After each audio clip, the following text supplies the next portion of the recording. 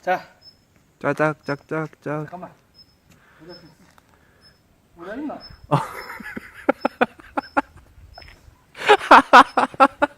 후드 써야지, 후드.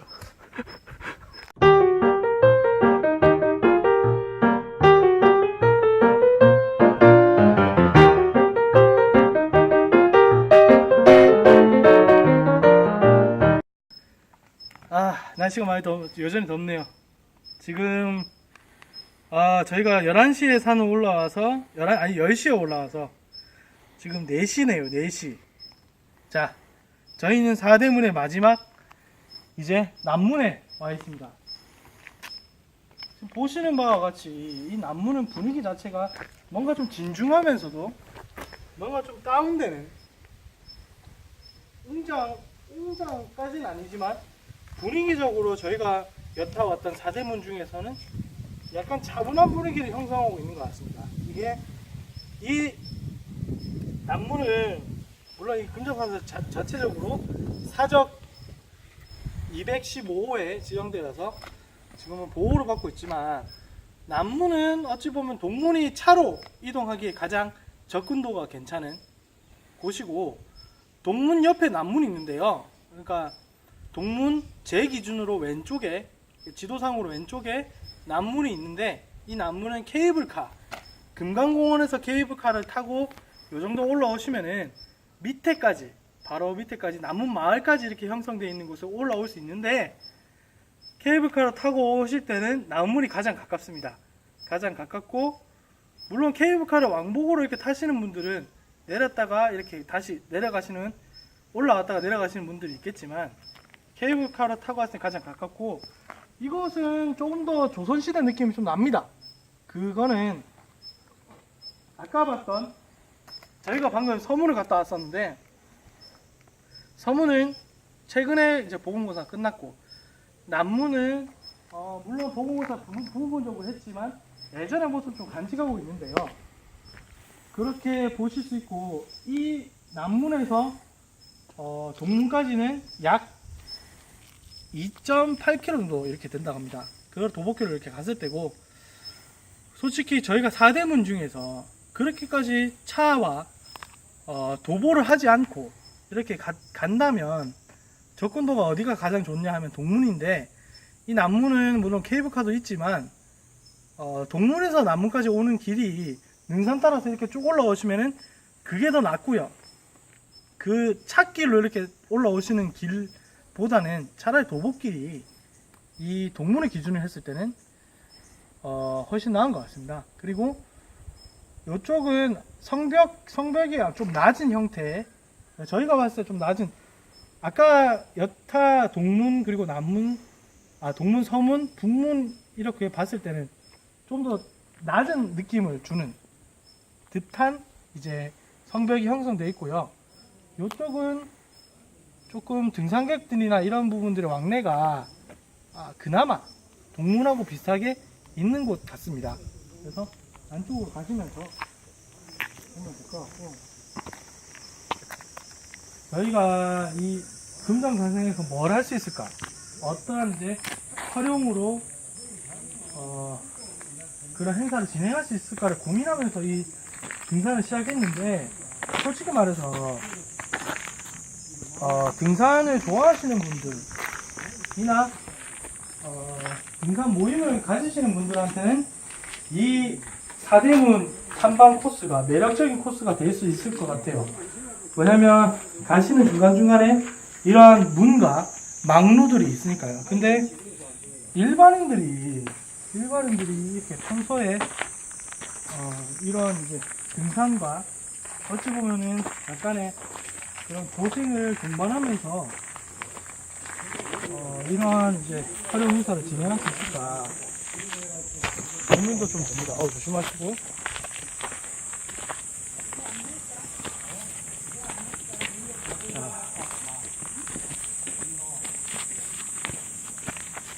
여러 가지 갈래길이 있는데요. 갈래길 중에서 뭐 동문으로 가는 길도 있고, 저쪽으로 해서 다시 아까 저희가 왔던 서문으로 가는 길이 양쪽 길로 이렇게 나눠져 있거든요. 그래서 등산 코스로는 되게 뭐 선택지 있게 가실 수 있는 곳 같은데 고민이 좀 됩니다. 어떻게 하면은 접근성 있게, 그리고 어떻게 하면 4대문에 맞는 거를 진행할 수 있을까 생각을 하지만 문마다의 차이점이 다들 있는 것 같아요. 그래서 뭐 4대문 투어를 종료하는 입장에서 정리를 한다면 남문에 대한 설명은 아까 그것으로 대체를 하고요. 서문은 아까 봤다시피 좀 더 웅장하지만 형대식 건물 같고, 북문은 약간 조금 단촐하지만 그 단순한 것 자체가 조금 더 호젓한 분위기를 형성한다는 것. 그리고 접근성이 이 서, 남, 북문이 도보로 약 40분, 최소 40분을 잡아서 차량이나 아니면은 사이사이의 길로 이렇게 갔을 때 약 40분씩 걸리는 것 같아요. 평균적으로 봐서는. 그러니까 동문에서 북문이 어찌 보면 제일 접근도가 제일 힘든 지역이 될 수 있는데, 찻길 이렇게 통하고 도보길을 통했을 때, 그러니까 이 산성길이 말 그대로 방어를 위해서 이렇게 축조되어 있기 때문에 일종의 관광이라든지 저희 여행 목적에 이렇게 부합되기는 조금 어려운 것 같지만, 분명히 저는 생각을 하거든요. 이 4대문이 사계절, 예를 들어 사계절처럼, 우리나라 사계절처럼 각기 다른 특징과 각기 다른 느낌을 주는 이런 주변 환경들이 조성되어 있는데, 이 사계절에 따라서 각기 한 남문씩, 한 문씩 정해서 문화 활용 이제 행사를 하면은 좀 더 좋을 것 같다는 생각. 그렇지만 접근도와 이러한 그 고생을 동반하는 것들이 관광객들한테 어떻게 매력 요소로 다가올 것인지, 그 부분에 대한 확신이 없어요. 그러니까 그런 것들에 대한 것들을 극복하기가 되게 어려운 것 같아요.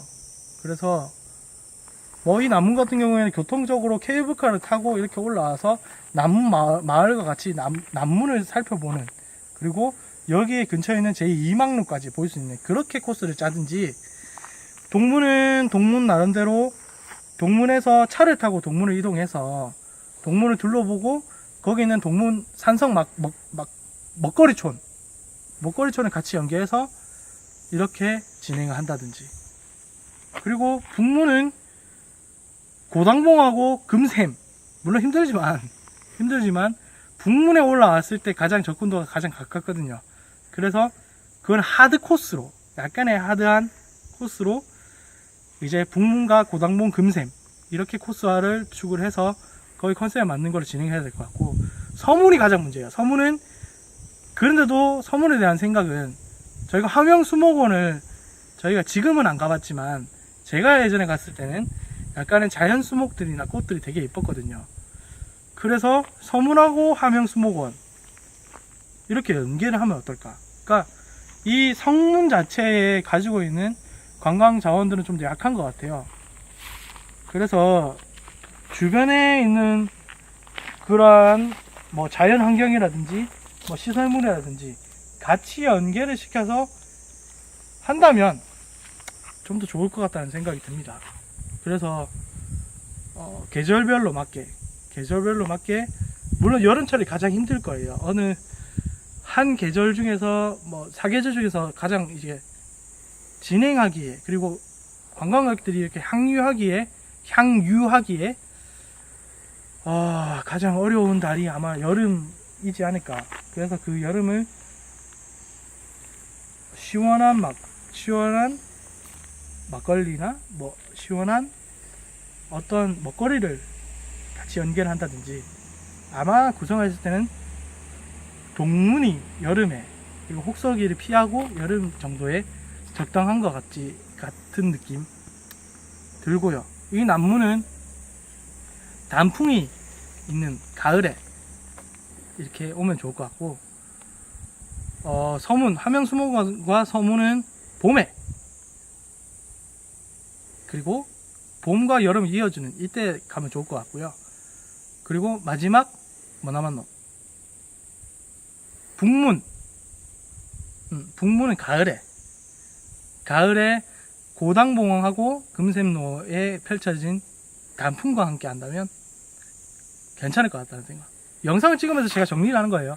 오늘의 이 답사를 토대로 계절별로 나누고 어떻게 하면 코스와 관광 자원화를 추구를 할지에 대한 고민은 그렇게 될 것 같습니다.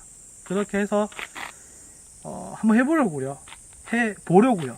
막걸리 좀 먹어가지고 입이 좀 꼬이는데 그렇게 해서 일관성 있게 하면은 좋지 않을까. 그리고 한 번쯤은 정말 하다한 코스로 이 4대문을 한 바퀴를 도는, 정말 여름 말고 한 바퀴를 산성 둘레길을 도는 행사도 산성을 둘러보는, 그렇게 해서 볼 수 있는 자리를 한번 만드는 것도 물론 지금도 하고 있습니다. 지금도 이 산성을 같이 걸어보기라는 뭐 그런 프로그램 하에 진행하고 있는데 잘 되고 있는지는 저는 아직 정보를 안 찾아봐 가지고 있다는 것만 알고 있지. 그렇게 된다면 좋을 것 같고요. 그리고 마무리 멘트리 앵글이 이쪽에 보이는 게 더 좋겠다. 근데 역광이에요. 얼굴이 자, 하나도 안 보여. 얼굴 안 보여? 내 얼굴은 중요하지 않고. 여튼 기나긴, 오늘만 길지 뭐, 기나긴 이 4대문 투어를 끝내면서 많은 생각과 많은 정리가 좀 필요한 부분들은 차후에 저희가 뭐 SNS라든지 그렇게 이제 정보를 전달할 수 있는 기회가 있을 것 같고요. 금정산성에 오시면 이러한 4대문과 그리고 자연 경관과 그리고 또한 먹거리까지 갖추고 있다는 점. 지금 군정산성 국립공원화를 추진하고 있는 걸 알고 있는데, 국립공원이 추진되면서 뭐 좋은 점도 있겠지만 나쁜 점도 물론 뭐 동전의 양면처럼 발생할 수 있겠죠. 하지만 금정산성이 더 발전이 되는 형태로 간다면 더 좋을 것 같고요. 그리고 금정산성은 등산만 이렇게 많이 찾아주시는 것도 되게 감사한 일이지만, 중간중간에 이러한 4대문과 망루, 그 다음에 고당봉과 금샘, 이러한 자연경관과 역사 자원을 같이 살펴보신다면 더 좋을 것 같습니다. 산성에 올라오셔서 저처럼 막걸리만 많이 드시지 마시고 주변에 뭐 군데군데 나눠서 트레킹을 할 수 있는 코스가 조성되어 있으니까 그렇게 해주시면 더 좋을 것 같아요. 네, 마무리 지을게요. 살아가는 모든 순간이 컨텐츠다. 위민 원정제 금정산성 4대문 투어를 마치겠습니다. 안녕.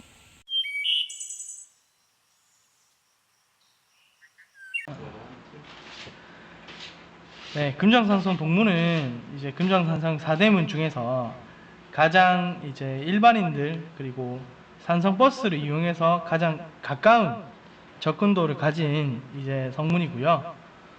성문을 이제 가실 때는 버스에서 조금만 내려셔가지고 한 도보로 한 5분 정도만 가시면 되고요.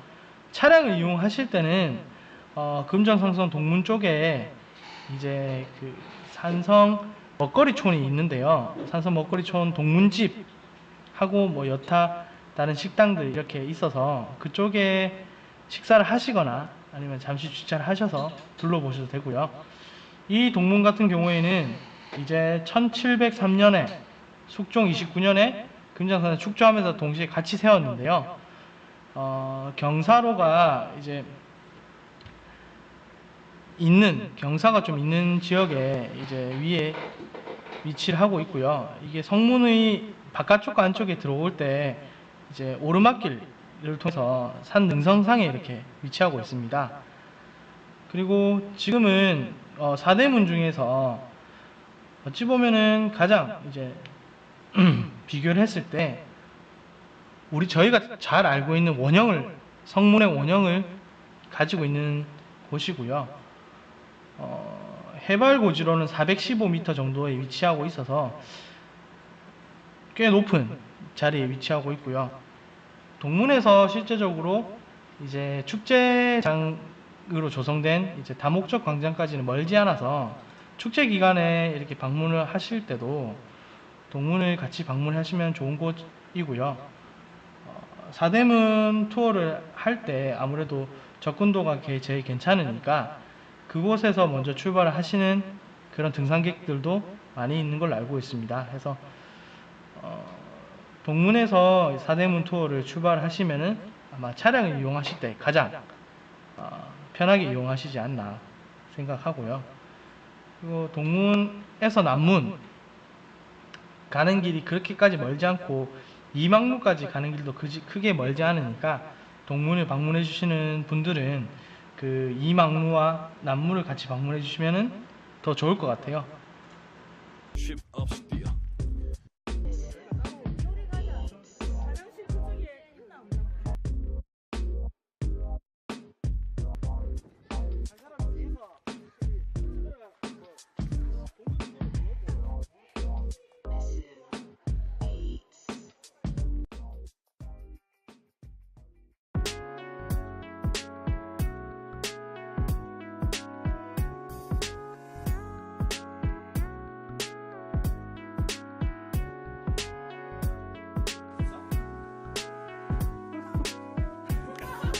산성에는 문이 4개가 있는데 우리나라에서 가장 길어요. 산성으로 쳐서.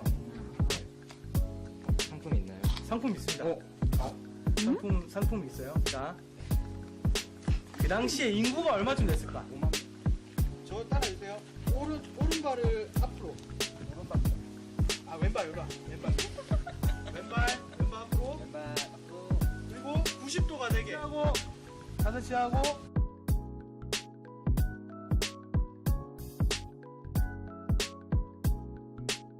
불법 무기가 없는지 한번 손으로 보고 칼이나 이런 거 없는지 한번 확인하세요.